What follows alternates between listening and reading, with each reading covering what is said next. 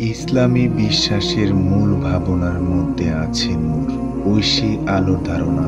নূর সৃষ্টির সারমর্মে প্রকাশ করে, যা সৃষ্টিকর্তার কাছ থেকে আসে। এই মহাবিশ্বকে আলোকিত করে শারীরিক এবং আধ্যাত্মিক উভয়ভাবে।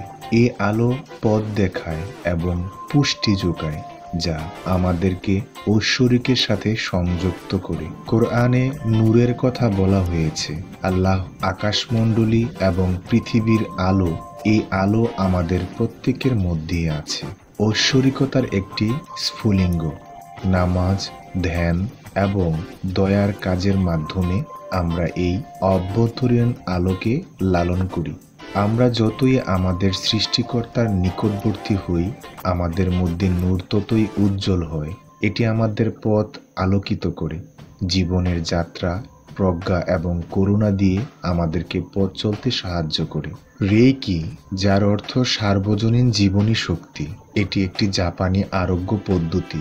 এতে অনুশীলনকারী রোগীর মধ্যে শক্তির প্রবাহিত করেন।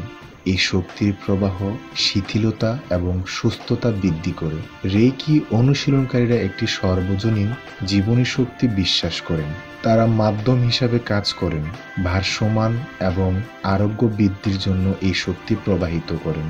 রেইকির উৎপত্তি জাপানি ঐতিহ্য হলেও এর নীতিগুলো অনেক আধ্যাত্মিক অনুশীলনের সাথে মিলে যায়। শক্তি প্রবাহের উপর জোর দেওয়ার সময় সংস্কৃতিতে বিদ্যমান জীবনী শক্তির ধারণার সাথে সামঞ্জস্যপূর্ণ। রেইকির উদ্দেশ্য এবং করুণার উপর জোর দেয়, যা বিশ্বাসী আধ্যাত্মিক ঐতিহ্য দ্বারা ভাগ করে মূল্যবোধ। বিভিন্ন ঐতিহ্য থেকে এলেও ইসলামিক আধ্যাত্মিকতায় এবং রেইকির মধ্যে মিল রয়েছে। উভয়ে আলো এবং শক্তির গুরুত্বের উপর জোর দেয়। ইসলামে নূর মহাবিশ্বে আলোকিত করে এবং বিশ্বাসীদের পথ দেখায়। রেইকি আরোগ্যের জন্য সার্বজনীন জীবনী শক্তি প্রবাহের উপর দৃষ্টি নিবন্ধন করে।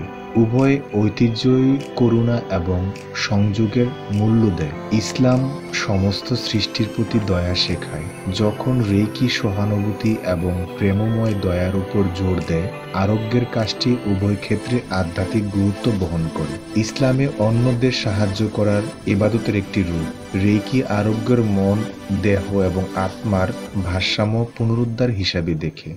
যেসব মুসল্লিরা রেইকি অন্বেষণ করছেন, তাদের জন্য এটিকে একটি পরিপূর্ণ অনুশীলন হিসাবে দেখা গুরুত্বপূর্ণ। রেইকিকে ইসলামী বিশ্বাসে বিকল্প হিসাবে নয়, বরং সুতরাং বৃদ্ধির একটি হাতিয়ার হিসাবে দেখা যেতে পারে। ইসলামী মূল্যবোধের সাথে রেইকির সাম্রাজ্যের উপর দৃষ্টি নিবন্ধন করে সম্প্রতি অর্জন করা যেতে পারে। উদ্দেশ্য অত্যন্ত গুরুত্বপূর্ণ।